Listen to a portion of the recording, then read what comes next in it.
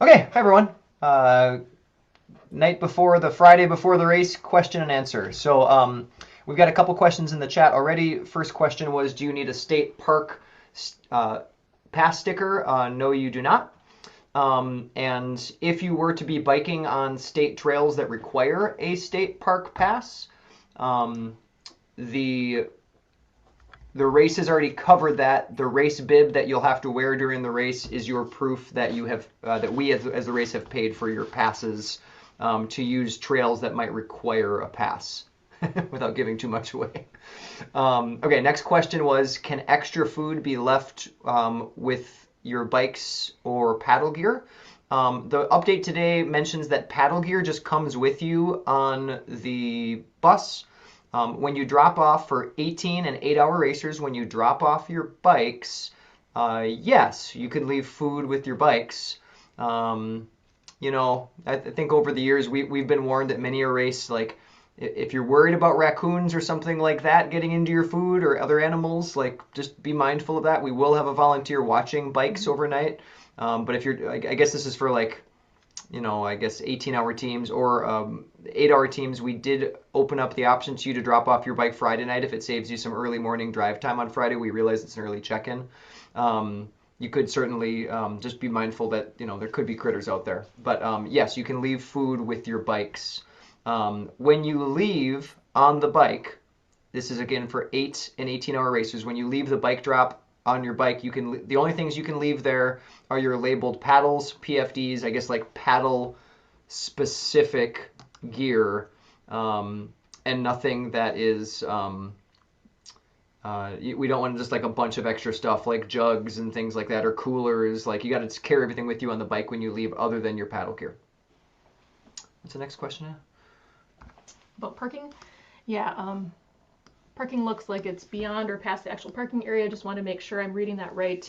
Yeah. Yes, so we don't want people, the park has been very specific that they want to keep the actual parking lot open for visitors that are going to, outside of the race, that are going to come that weekend. So we just have to park off of the pavement and gravel. But there's a big field, any of the grassy areas, and that area is totally fine to park. Yeah. There'll be a lot of cars, so, and we'll have some parking volunteers there, so just try to go as far back as you can and as close as you can to make room. Yeah, and you can start at the beginning. I don't think you have to go to the far south of the field, but Oh, just sure, just yeah, start yeah. just start I'm parking sorry. in. Yeah. You'll drive through the paved dog park parking lot, and that's why we need to leave that open for all the dogs that want to visit that day. So yeah, go ahead and park in the grass. They have Okay. tons of they have like big cross country events there, and like that it's more people than we have at our race. So they're used to having a big field full of parking there. It works well. Those that are just joining us, please continue to post questions in the chat. Um, or if chat's a little tricky to do right now, feel free to unmute yourself and just chime in over the phone as well, or over the speaker, I guess. I think race weather looks good for this weekend coming up. It should be a little cool in the evenings, like in the 40s, highs in the 60s. Yeah, it's perfect. Friday, Saturday, Sunday, there's not supposed to be any rain. It'll be overcast. So I think it's going to be pretty perfect race weather. Yeah. So just be prepared for a little bit of cool weather at night. We've had everything in this race the same weekend every year, from upper 20s overnight for the 18-hour paddlers to high 90s. So this looks like a nice right in between race weather. Not too hot, and I think you'll be fine, not too cold. I did paddle the paddle course yesterday. I did not have to get out of my boat once. I was solo in a pack raft. So I would say there was at least in some of the, if you were to go under some of the bridges and narrow channels where it's shallower for 18 and 8-hour teams, I think it was at least 6 inches deep, maybe a little deeper. Um, certainly you'd be fine to pull the boat through it if you were scraping, but I think you might be able to get away. Kayaks will certainly make it. Those of you that have 3 people in a canoe, that might be pushing the capacity of how deep that canoe is going to dig into the water. But I think you might be okay without having to get out of your boat for the paddle in those shallow areas. I know we were out on the race course maybe a week ago, marking points, and so far the underbrush wasn't bad. I know Andrea was out there all day today setting points, and the photos she sent it didn't look horrible, but a lot can change in a week. Yeah, it's starting to get a little thicker. We mentioned also in the race update number 3, and I'll just mention it again here, Standing Rocks Park, which is awesome. It's a great park, and they're continually adding new mountain bike trails and changing the trails, which is great. Like, we all want to ride on new trails. The problem is when you're making maps over the course of a year and the trails keep changing, it gets a little tricky. So I'll point out there again, that was in race update 3, that some of the single track, now 8-hour and 18-hour racers, when you get a single track map of a course that you're going to ride the single track, that one's good to go. We've vetted that like really well. You'll be fine on that. It's more when you're doing trekking in the park and we have both the ski trails and the single track trails separately delineated. There might be some variation, or you might be like, this looks like a new trail that just got built last week. Or this looks like a trail that was here 2 weeks ago, but now it's covered in brush because they're trying to hide it. So just FYI, you might come across that. It's a big park. So is it necessary or recommended to lock bikes at drops or TAs? They're all public areas. So if you've got like a really, really nice bike, you might want to lock it up. All that said is this area is very safe. It's pretty, there'll be people there. There's a lot of activity, Memorial Day weekend on the Chain of Lakes. So there will be people using the parks, but your bikes are going to have a volunteer there at all times. They're never going to be unwatched, but at the same time, there might be a lot of people using the parks. So certainly you may want to lock your bikes.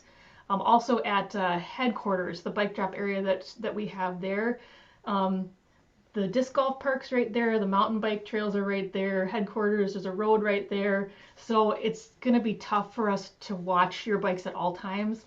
That said, I think it's all relatively safe. Well, we'll have a volunteer watching them. It's just a matter of, there's just a lot of bikes and a lot of people. That's it. We've also never had an issue of someone getting something stolen in this race over the 10 years we've done it. So fingers crossed that continues.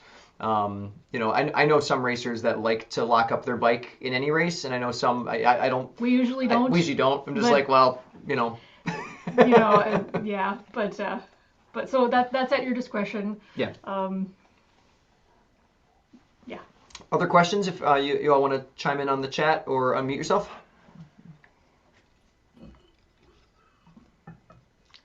Otherwise, we'll enjoy our tea from our nice Rib Mountain mug. Oh yes. We got some awesome custom awards that Anna did again this year with wood burning awards that she does every year. They look fantastic. We'll have them displayed at check-in. We also have you want to show your mug again? Put it up close to the camera. We also have these mugs for division winners of the race this year. And we have some overall awards. We'll have some prizes at the end. Everyone gets medals at the end. So please do stick around for awards. We give awards in every category. And we also have wood awards too for every category, first through third. So every division, first through third in each of the 3 races. So stick around for awards post-race. It should be a fun hang. Good food, good beverages, all that good stuff. Let's see, another question here. I think we have a couple emails we need to get back to in terms of spectator stuff, but we'll answer it here as well. So I've got a spectator form that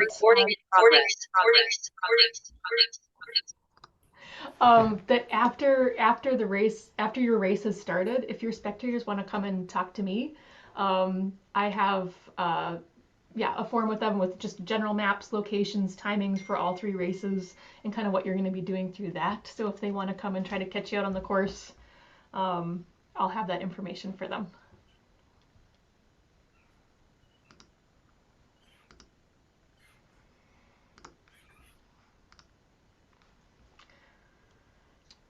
any other questions? And those will remain at headquarters, right? Those spectator instructions. Yeah, those will be at headquarters. So even if we're not there, you can get the spectator instructions from headquarters once the race has started.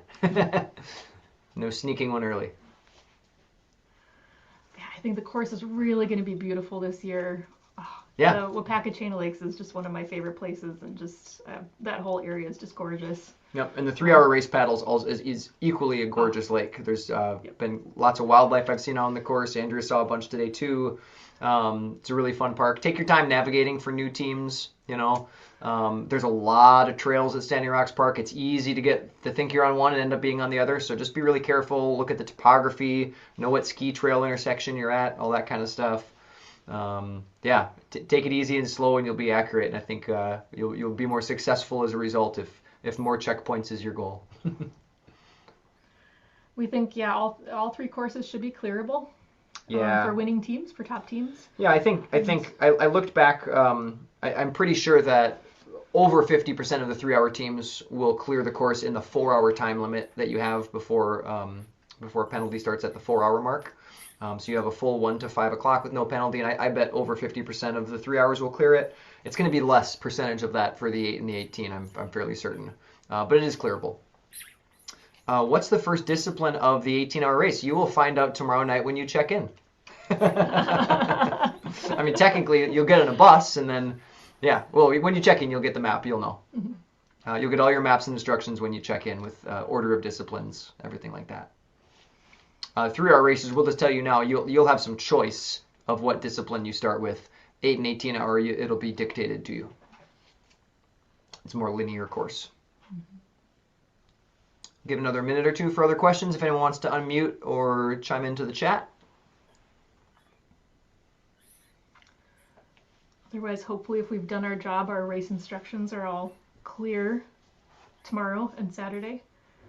It's always hard when you're in race mode, like pre-race planning mode, to kind of calm down and focus and read through everything. But and of course, during check-in when you're mapping and stuff. Oh, thanks, Lisa. The Wisconsin Series hat. Oh yeah, this is the 2025 hat that I'm wearing for the Wisconsin Adventure Race Series. It doesn't hold its shape very well. It's a tech hat. We don't know what it's going to be yet, right? Yeah, we have a commitment we need to figure out what the award for the Adventure Junkie Wisconsin Series prize is. We're working on that. That'll be announced mid-season. And that's if you do 3 or more races in the Wisconsin Adventure Race Series, with races throughout Wisconsin, Illinois, Iowa, and Minnesota. So yeah, certainly keep an eye out for news about that. I think we'll be able to announce that in about a month. Well, I hope you guys are getting excited. We are super, super excited. We've been excited for weeks and weeks, planning for the last year. So I mean, I'm excited. I'm excited as soon as race day ends. I'm excited for the next year, frankly. Yeah. We got some cool things in the work for next year, possibly. So yeah. Awesome, everybody. Well, we'll stop the recording here. If anyone else wants to stick around for any specific questions, if anything comes up, let us know. Otherwise, we look forward to seeing 18-hour racers tomorrow night. Drop your bike first, and we'll see 8 and 3-hour racers on Saturday. 8-hour racers, drop your bike before you get there. 3-hour, put your bike at headquarters. We'll have a spot for it. Thanks, everybody. Thanks, guys.